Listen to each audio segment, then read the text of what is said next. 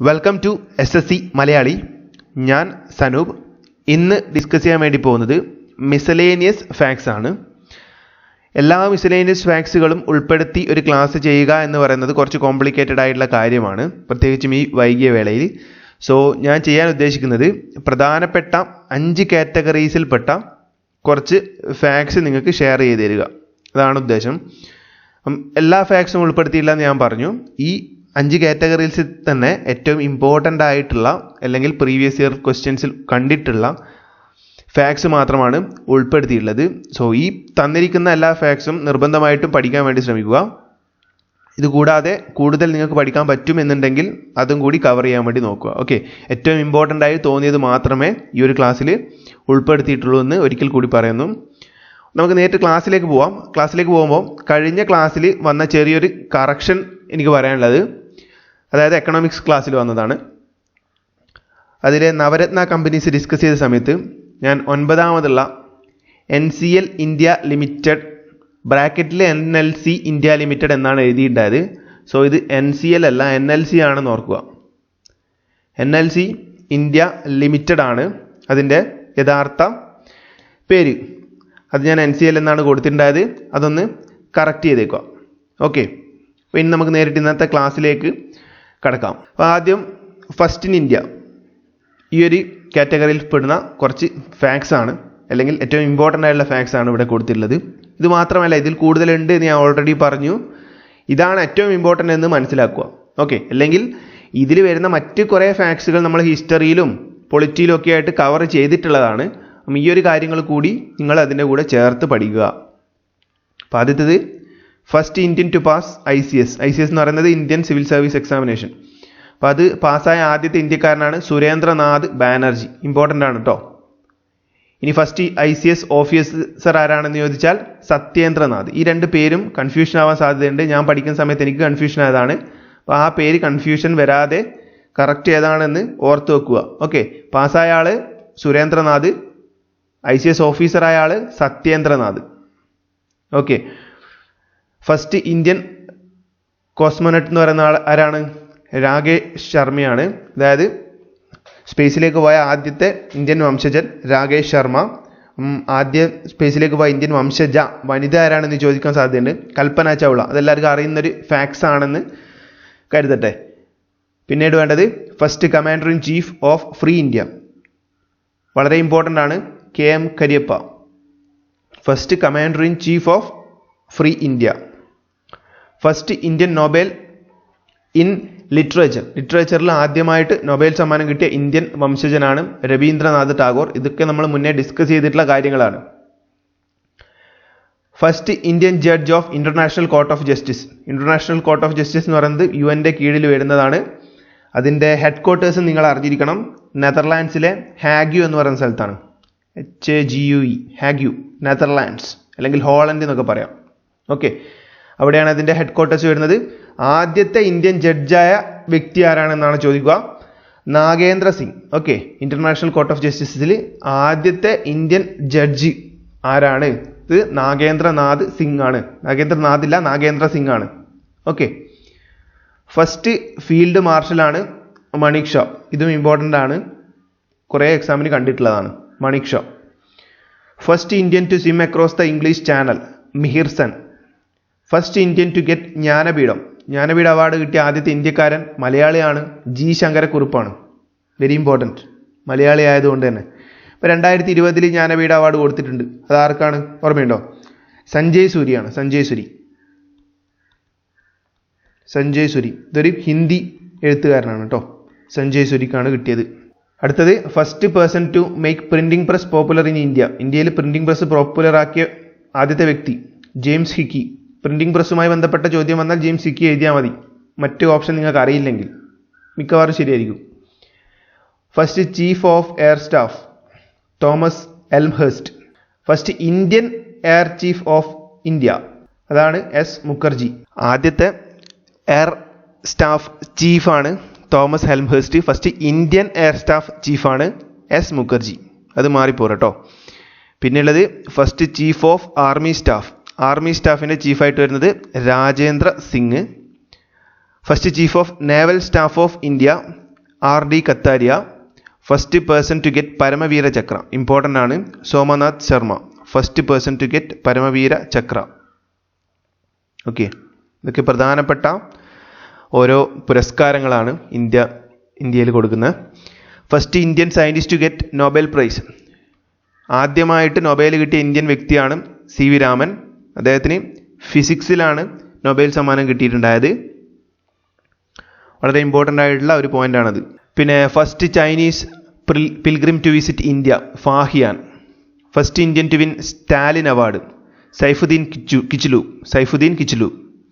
First Indian to win Magsaysay award, Acharya Vinoba Bhave. ഈ Magsaysay അവാർഡൊക്കെയാണ് Asian Nobel എന്നൊക്കെ അറിയപ്പെടുന്നത്, ഏഷ്യൻ നൊബേൽ സമ്മാനം. Okay, first chief justice of India H.J. Kania, വളരെ ഇമ്പോർട്ടൻ്റ് ആണ്. ചീഫ് ജസ്റ്റിസ് ഓഫ്, ഇപ്പോഴത്തെ ചീഫ് ജസ്റ്റിസ് ചോദിക്കാം, പഴയ ചീഫ് ജസ്റ്റിസ് ചോദിക്കാം, ഇങ്ങനെയൊക്കെ ചോദിക്കാം. സോ ആദ്യത്തെ ഓർക്കുക H.J. Kania. First election commissioner of India Sukumar Sen ആണ് ആദ്യത്തെ ഇന്ത്യയുടെ election commissioner. First post office in India, ഇന്ത്യയിൽ രൂപീകരിച്ച ആദ്യത്തെ പോസ്റ്റ് ഓഫീസ് എവിടെയാണ്? കൊൽക്കത്തയിലാണ് കേട്ടോ, Kolkata. First woman president Pratibha Patil. First woman governor Sarojini Naidu. First woman chief minister ആരാണ്? സുജത കൃപലാനി എന്ന് ഓർത്താൽ മതി. ഉത്തർപ്രദേശിലെ CM ആയിരുന്നു, UP-യിലെ CM ആയിരുന്നു സുജത കൃപലാനി. ഇതാണ് first woman CM in India. First woman union minister ആരാണ്? രാജ്കുമാരി അമൃത കൗർ. രാജ്കുമാരി എന്ന് ഓർത്താൽ മതി, ആദ്യത്തെ യൂണിയൻ മിനിസ്റ്റർ. ഇവർ ഹെൽത്ത് മിനിസ്റ്റർ ആയിരുന്നു കേട്ടോ, ആദ്യത്തെ യൂണിയൻ ക്യാബിനറ്റിലെ ഹെൽത്ത് മിനിസ്റ്റർ ആയിരുന്നു രാജ്കുമാരി അമൃത കൗർ. ഓക്കെ, ഇത്രയാണ് ഫസ്റ്റ് ഇൻ ഇന്ത്യ എന്ന കാറ്റഗറിയിൽ പെടുന്ന ഏറ്റവും പ്രധാനപ്പെട്ട ഫാക്ട്സ്. അടുത്തത് ഫസ്റ്റ് ഇൻ ദ വേൾഡിലും ഉൾപ്പെടുത്തിയിട്ടുള്ള ഏറ്റവും പ്രധാനപ്പെട്ട കുറച്ച് കാര്യങ്ങളാണ് ഇവിടെ കൊടുത്തിട്ടുള്ളത്. അപ്പോൾ അത് ഏതൊക്കെയാണ്? First men to climb mount Everest, very important. രണ്ടാൾക്കാരാണ്, Tenzing Norgay and Edmund Hillary.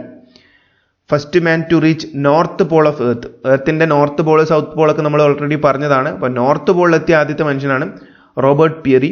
South പോളിലെത്തിയ ആദ്യത്തെ ആള് Ronald Amundsen. First religion of the world Sanatan Dharma. First country to print book print ചെയ്ത ആദ്യത്തെ രാജ്യം ചൈനയാണ്. അതേപോലെ തന്നെ പേപ്പർ കറൻസി കൊണ്ടുവന്ന ആദ്യ രാജ്യവും ചൈന തന്നെയാണ്. ഫസ്റ്റ് US പ്രസിഡന്റ്, അമേരിക്കയുടെ ആദ്യത്തെ പ്രസിഡന്റാണ് George Washington.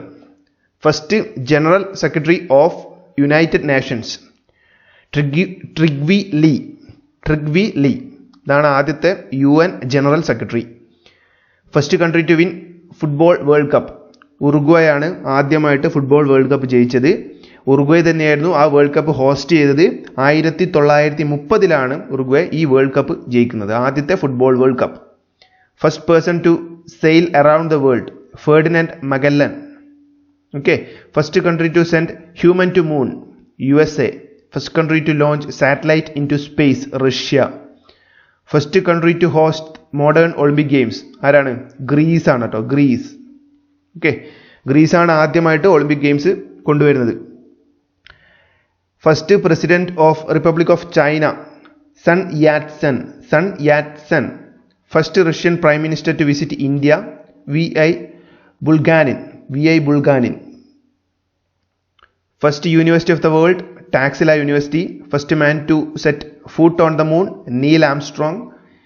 First woman prime minister of a country S Bandaranaike. എവിടത്തെയാണ്? ശ്രീലങ്കയാണ് കേട്ടോ, ശ്രീലങ്കയുടെ ആദ്യത്തെ ശ്രീലങ്കയുടെ പ്രൈം മിനിസ്റ്റർ ആയിരുന്നു S ബണ്ടാർനായകെ. ഇതാണ് ലോകത്തിലെ തന്നെ ആദ്യത്തെ പ്രൈം മിനിസ്റ്ററായ വനിത.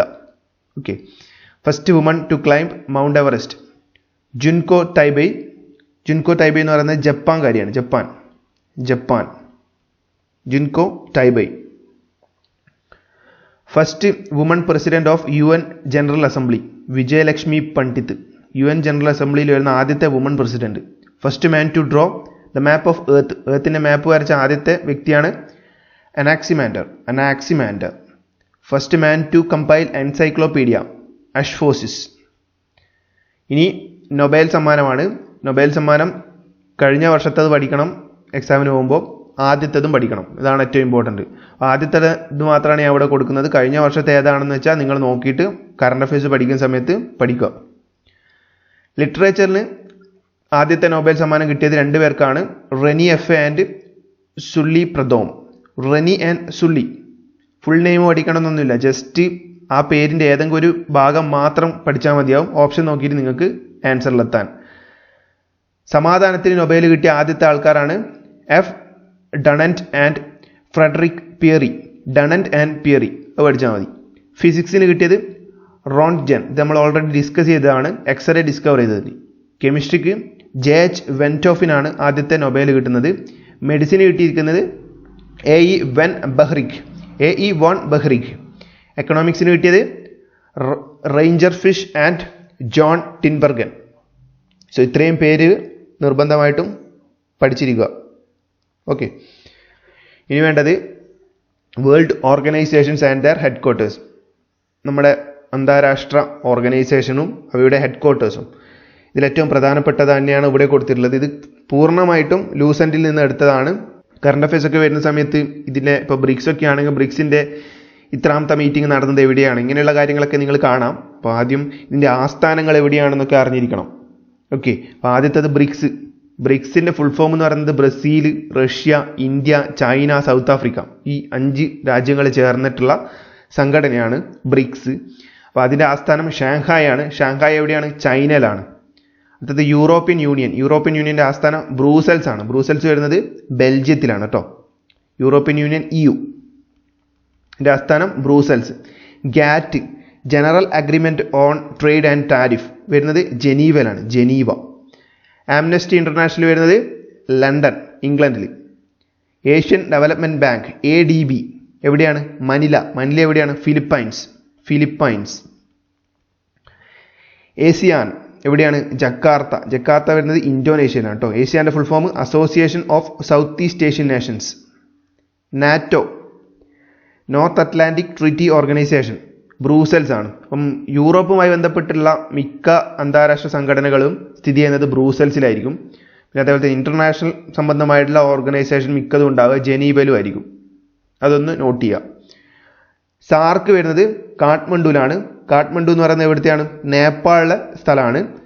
അപ്പോൾ ഈ സാർക്കിൻ്റെ ഫുൾ ഫോം എന്താണ്? South Asian Association for Regional corporation.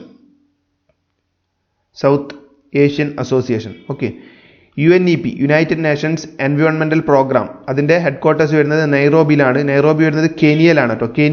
കെനിയയിലാണ് Nairobi വരുന്നത്. പിന്നെയുള്ളത് ഇന്റർപോൾ ആണ്. ഇന്റർപോളിൻ്റെ ആസ്ഥാനം ലിയോൺ ആണ്. ലിയോൺ വരുന്നത് എവിടെയാണ്? ഫ്രാൻസിലാണ്.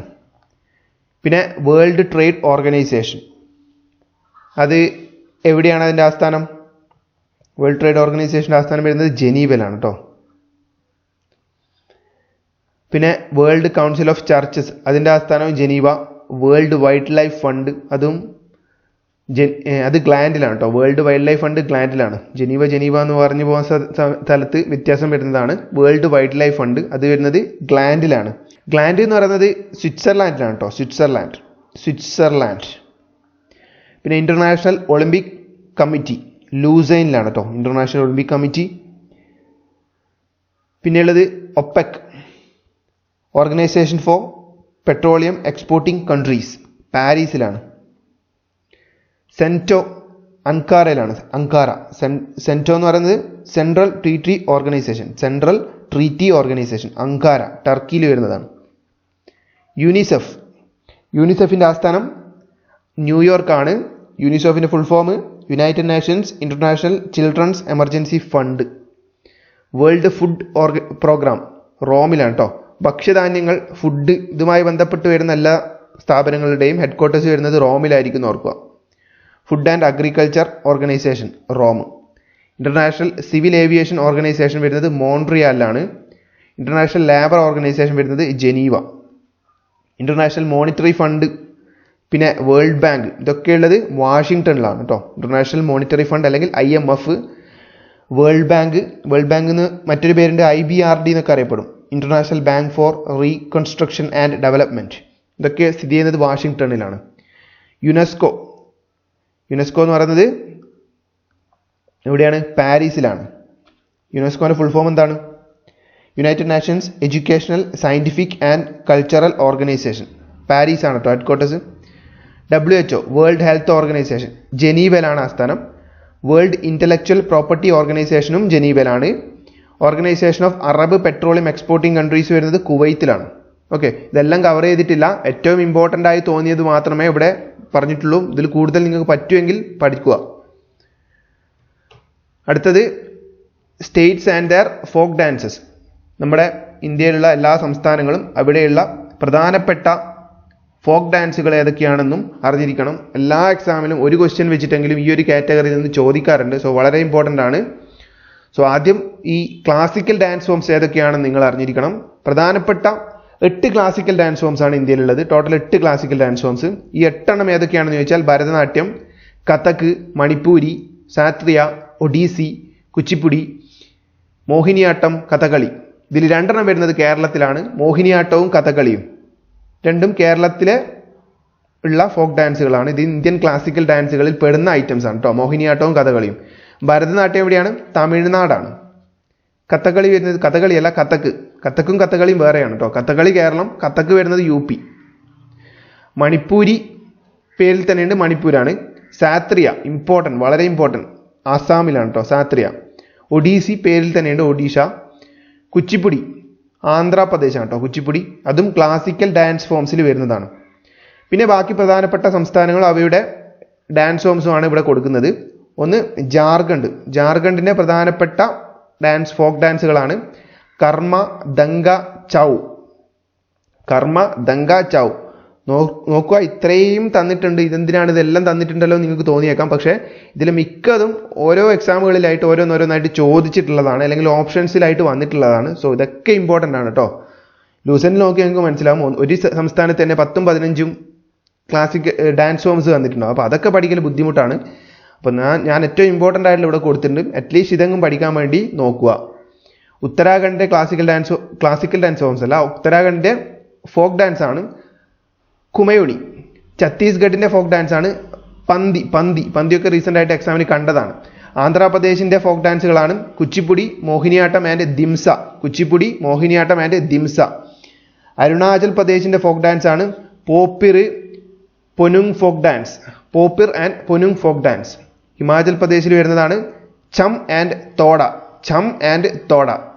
ഗോവയുടെ ഫോക്ക് ഡാൻസുകളാണ് ഫുഗാദി ആൻഡ് ദങ്കർ. ഫുഗാദി ആൻഡ് ദങ്കർ. ദങ്കർ വളരെ ഇമ്പോർട്ടൻ്റ് ആണ് കേട്ടോ. ഫുഗാദി ആൻഡ് ദങ്കർ. അസാമിൻ്റെ Bihu and Ojapali. Bihu as well as Ojapali. West Bengal വരുന്നതാണ് കീർത്തൻ കത്തി. കീർത്തൻ കത്തി. കേരളത്തിൻ്റെ നിങ്ങൾക്ക് പേര് കണ്ടാൽ തന്നെ അറിയാൻ പറ്റും. എന്നാലും ഏറ്റവും ഇമ്പോർട്ടൻ്റ് ഞാൻ അവിടെ കൊടുക്കുന്നു കഥകളി, ഓട്ടം തുള്ളൽ, കൂടിയാട്ടം. പിന്നെ മോഹിനിയാട്ടം ഓൾറെഡി മുകളിൽ പറഞ്ഞിട്ടുണ്ട്. മേഘാലയയിൽ വരുന്നതാണ് ലാഹോ, ബാഗ്ല, ബഹീൻകലം.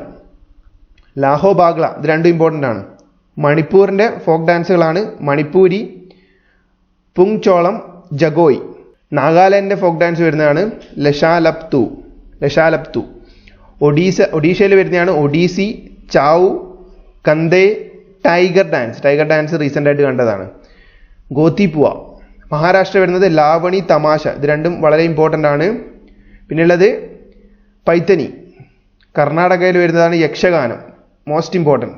കർണാടക യക്ഷഗാനം. ലംബി, ബയലത്ത. ഗുജറാത്ത് വരുന്നത് ഗർഭ, ദാണ്ഡിയ, ഭവാനി. 3 ഇമ്പോർട്ടൻ്റ് ആണ് കേട്ടോ ഗുജറാത്തിലെ, വെരി ഇമ്പോർട്ടൻറ്റ്. പഞ്ചാബ് വരുന്നത് ബാംഗ്ര, വളരെ ഇമ്പോർട്ടൻ്റ് ആണ്. വിജുല ഗിദ്ദ. രാജസ്ഥാനിൽ വരുന്നത് ഗുമാർ ഖായൽ, അതും ഇമ്പോർട്ടൻ്റ് ആണ്. മിസോറാം വരുന്നത് ചെറവ. ജമ്മു കാശ്മീർ റൌഫ്, കുദ്, ദമാളി. ഇതിൽ ഏറ്റവും ഇമ്പോർട്ടൻ്റ് റൌഫാണ്. മധ്യപ്രദേശിൽ വരുന്നത് മത്കി ആൻഡ് ലൊട്ട. ഉത്തർപ്രദേശിൽ വരുന്നത് നൗട്ടാങ്കി, വെരി ഇമ്പോർട്ടൻറ്റ്, നൗട്ടാങ്കി. തമിഴ്നാട് കോലാട്ടം, ഭരതനാട്യം. ഹരിയാന വരുന്നത് സ്വാഗ്. സിക്കിം വരുന്നത് Limbu and Chufat. Limbu and Chufat. So ഇത്രയും ഫോക്ക് ഡാൻസുകൾ നിർബന്ധമായിട്ട് അറിയുക. അതിൻ്റെ കൂടെ ചേർത്ത് പഠിക്കേണ്ട ഒരു കാര്യമാണ്, വെസ്റ്റ് ബംഗാളിൽ എല്ലാ വർഷവും നടക്കുന്ന ഒരു മേളയാണ് പൗഷ് മേള. POUSH, പൗഷ് മേള. ഈ പൗഷ് മേളയിൽ അവരുടെ സംസ്ഥാനത്തിന് പ്രധാനപ്പെട്ട ഫോക്ക് ഡാൻസുകൾ, അവയുടെ ഫുഡ്, കൾച്ചർ, മ്യൂസിക്, ഇങ്ങനെയുള്ള കാര്യങ്ങളൊക്കെ ഡിസ്പ്ലേ ചെയ്തിട്ടുണ്ടാവും. ഇതൊക്കെ നമുക്ക് ആസ്വദിക്കാൻ പറ്റുന്ന ഒരു വർഷം നടക്കുന്ന മേളയാണ് പൗഷ് മേള. അത് നടക്കുന്നത് വെസ്റ്റ് ബംഗാളിലാണെന്ന് ഓർക്കുക. ഓക്കെ, സോ ഇത്രയും കാര്യങ്ങളാണ് എനിക്ക് ഈ ഫോക്ക് ഡാൻസുമായി ബന്ധപ്പെട്ടിട്ട് പറയാനുള്ളത്. സോ ഈ തന്നിട്ടുള്ള കാര്യങ്ങൾ ഏറ്റവും ഇമ്പോർട്ടൻ്റ് ആണ്. ഇതൊക്കെ പഠിക്കാൻ വേണ്ടി ശ്രമിക്കുക. അതിലും ഇമ്പോർട്ടൻ്റ് ആയിട്ടുള്ള കാര്യങ്ങൾ ഞാൻ എടുത്തെടുത്ത് പറഞ്ഞിട്ടുണ്ട്. അത് കുറച്ചും കൂടി പ്രാധാന്യം കൊടുത്ത് പഠിക്കാൻ വേണ്ടി നോക്കുക. എല്ലാം പഠിക്കണമെന്നില്ല, മിക്കവാറും പഠിച്ചാൽ നിങ്ങൾക്ക് ഓപ്ഷൻ കണ്ടിട്ട് തന്നെ ബാക്കിയുള്ള കാര്യങ്ങൾ എലിമിനേറ്റ് ചെയ്ത് എടുക്കാനും വേണ്ടി പറ്റും. സോ പഠിക്കാൻ പറ്റുന്നിടത്തോളം ഈ ഒരു തന്ന കാര്യങ്ങൾ പഠിക്കുക. ഓക്കെ, പിന്നെയുള്ളത് ഇമ്പോർട്ടൻറ്റ് ബുക്സ് ആൻഡ് ഓതേഴ്സ് ആണ്. ആദ്യത്തത് ഇന്ത്യൻ ഓതേഴ്സും അവരുടെ ബുക്കുമാണ്. പിന്നീട് ഫോറിൻ ഓതേഴ്സും അവരുടെ ബുക്കും പരിചയപ്പെടുത്തുന്നുണ്ട്. അത് വിഷ്ണു ശർമ്മയുടെ ബുക്കാണ് പഞ്ചതന്ത്ര. ഇതൊക്കെ നമ്മൾ മുന്നേ പറഞ്ഞതാണ്, ഹിസ്റ്ററി ഭാഗത്തിൽ പറഞ്ഞതാണ്. വിശാഖ ദത്തൻ്റെ ബുക്കാണ് മുദ്രരാക്ഷസ്. പാണിനിയുടെ ബുക്കാണ് അഷ്ടാധ്യായി. കാളിദാസന്റെ ബുക്കുകളാണ് രഘുവംശം, കുമാരവംശം, മേഘദൂതം, അഭിജ്ഞാന ശാകുന്തളം. വത്സ്യായനയുടെ ബുക്കാണ് കാമസൂത്ര. കൽഹാനയുടെ ബുക്കാണ് രാജതരംഗിണി. പ്ലീനിയുടെ ബുക്ക് നാച്ചുറൽ ഹിസ്റ്ററി. കൗട്ടില്യൻ്റെ ബുക്ക് അർത്ഥശാസ്ത്ര. വേദവ്യാസന്റെ ബുക്കാണ് ഭഗവത്ഗീത, മഹാഭാരത. അശ്വഘോഷാണ് ബുദ്ധചരിതം രചിച്ചത്. ഇതൊക്കെ നമ്മൾ പറഞ്ഞ കാര്യങ്ങളാണ് കേട്ടോ. ബാണാഭട്ടൻ്റെ ബുക്ക് കടമ്പരി. ബാവാബോധിയുടെ ബുക്ക് മൾട്ടി മാധവ്. ഫിർദൌസിയാണ് ഷാനമ രചിച്ചത്. അബ്ദുൽ ഫസൽ വളരെ ഇമ്പോർട്ടൻറ്റ്. ഐനി അക്ബരി, അക്ബർനമ, അക്ബറിൻ്റെ ജീവചരിത്രമൊക്കെ രചിച്ച ആള് അബ്ദുൽ ഫസൽ. സൂർദാസിന്റെ ബുക്ക് സൂർസാഗ്. കബീർദാസിന്റെ ബുക്ക് ബീജക്ക് രാമായണി. മാലിക് മുഹമ്മദ് ജയസിയുടെ ബുക്ക് പത്മാവതി എന്ന് പറയുന്ന ആ സിനിമയൊക്കെ ഇറങ്ങിയ സമയത്ത് ആ ഒരു ബുക്ക് വളരെ ഇമ്പോർട്ടൻ്റ് ആയിരുന്നു, ചോദിച്ചിട്ടുണ്ട് എക്സാമിന്. സോ ആ പേരൊന്ന് ഓർത്ത് വെക്കുക. മുഹമ്മദ് ജയസിയാണ് പത്മാവതി രചിച്ചത്. രവീന്ദ്രനാഥ് ടാഗോറിന്റെ ബുക്കാണ് Chitragatha, Gitanjali, Chandalika, Visarjan and hungry stones. എല്ലാ പേരുകളും നിർബന്ധമായിട്ട് ഓർത്ത് വെക്കുക. ഔറബിന്ദോ ഘോഷിന്റെ ബുക്കാണ് life divine, essay on Gita. ഗാന്ധിജിയുടെ ബുക്കുകളാണ് Gokhale, my political guru, my experiment with truth, എൻ്റെ സത്യാന്വേഷണ പരീക്ഷണങ്ങൾ. ആർ കെ നാരായണന്റെ ബുക്കുകളാണ് the dark room, Malgudi days, the guide, Swami and friends. Sarojini നായിഡുയുടെ ബുക്കാണ് golden threshold and broken wings. ഇന്ദിരാഗാന്ധിയുടെ ബുക്ക് ഇറ്റേണൽ ഇന്ത്യ. ഓക്കെ, ബാക്കിയുള്ള ബുക്കുകളും കാര്യങ്ങളൊക്കെ നമ്മൾ ഹിസ്റ്ററിയിലൊക്കെ പഠിച്ചിട്ടുണ്ടാവും. അതും ഇതിൻ്റെ കൂടെ ചേർത്ത് പഠിച്ചേക്കുക. പിന്നെ ഫോറിൻ ഓതേഴ്സ് ആണ്. ഫോറിൻ ഓതേഴ്സ് ഒരു 13 ആൾക്കാരെ മാത്രമേ ഞാൻ കൊടുത്തിട്ടുള്ളൂ. ഇനിയും ഡീറ്റെയിൽ ആയിട്ടുണ്ട്. പക്ഷേ ഏറ്റവും റിപ്പീറ്റ് ആയിട്ടുള്ള സെലക്റ്റീവ് ആയിട്ടുള്ള കുറച്ച് പ്രധാനപ്പെട്ട ഓതേഴ്സാണ് ഇവിടെ നൽകിയിട്ടുള്ളത്. Adam Smith, wealth of nation, നമ്മൾ എക്കണോമിക്സ് ക്ലാസ്സിൽ പറഞ്ഞതാണ്. അഡോൾഫ് ഹിറ്റ്ലറുടെ ബുക്കാണ് മെയിൻ കംപ്, വളരെ ഇമ്പോർട്ടൻ്റ് ആണ് കേട്ടോ. ആൽബർട്ട് ഐൻസ്റ്റീൻ്റെ book the world as I see it, Albert ഐൻസ്റ്റീൻ്റെ ബുക്കാണ്. അരിസ്റ്റോട്ടലിൻ്റെ ബുക്കാണ് പൊളിറ്റിക്സ്. ഐസക് ന്യൂട്ടൻ്റെ ബുക്ക് പ്രിൻസിപ്പിയ. കാത്തറിൻ മായയുടെ ബുക്കാണ് മദർ ഇന്ത്യ, വളരെ ഇമ്പോർട്ടൻ്റ് ആണ്. മച്ചിവലിയുടെ ബുക്ക് ദ പ്രിൻസ്. പ്ലാറ്റോയുടെ ബുക്ക് റിപ്പബ്ലിക്. ചാൾസ് ഡാർവിൻ്റെ book descent of man and origin of species ആണ് വെരി ഇമ്പോർട്ടൻറ്റ്. വില്യം ഷേക്സ്പിയറിൻ്റെ ബുക്കുകളാണ് comedy of errors, king Lear, Hamlet, merchant of Venice. Charles Dickens very important. Oliver ട്വിസ്റ്റും A tail of two സിറ്റീസും. Oliver Twist വളരെ important ആണ്. Leo ടോൾസ്റ്റോയുടെ ബുക്കാണ് great tragedy. V S നൈപ്പോളിൻ്റെ ബുക്കുകളാണ് among the believers, an area of darkness, India a million mutiny.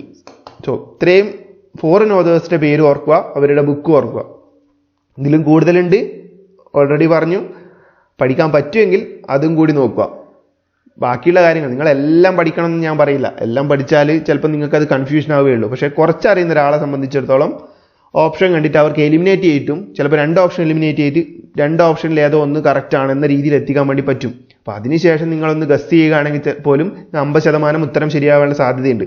പക്ഷേ എല്ലാം അറിഞ്ഞാൽ ചിലപ്പോൾ നിങ്ങൾക്ക് GK എന്ന സെക്ഷനിൽ എക്സാം ചെയ്യുന്ന സമയത്ത് സമയം കൂടുതൽ എടുക്കേണ്ടി വരും. കറക്റ്റ് ആൻസറിലെത്താൻ കൺഫ്യൂഷൻ വരും. അപ്പം നിങ്ങൾക്ക് കൺഫ്യൂഷൻ വന്ന് ആകെ ഭ്രാന്ത് പിടിക്കും. അപ്പം ആ ഒരു സ്റ്റേജ് എത്തിക്കരുത്. പഠിക്കാൻ പറ്റുന്നോളം പഠിക്കുക. പലതവണ റിപ്പീറ്റായിട്ട് വായിക്കുമ്പോൾ തന്നെ നിങ്ങളുടെ മൈൻഡിൽ ഈ ബുക്സ് ആൻഡ് ഓതേഴ്സും കാര്യങ്ങളൊക്കെ കയറി വരും. ബുക്സ് ആൻഡ് ഓതേഴ്സ് മാത്രമല്ല, മിസ്ലേനിയസിലെ എല്ലാ കാര്യങ്ങളും പലതവണ വായിച്ചിട്ട് മൈൻഡിലേക്ക് എത്തിക്കുക എന്നത് തന്നെയാണ് ലക്ഷ്യം. ഇത്ര കാര്യമേ പറയാനുള്ളൂ. സോ ഈ ഒരു ക്ലാസ് ഇവിടെ കൺക്ലൂഡ് ചെയ്യുകയാണ്.